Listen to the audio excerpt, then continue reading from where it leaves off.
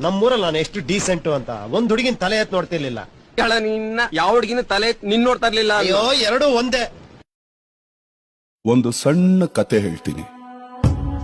ಒಂದು ಸುಂದರವಾದ ಮಾವಿನ ತೋಟ.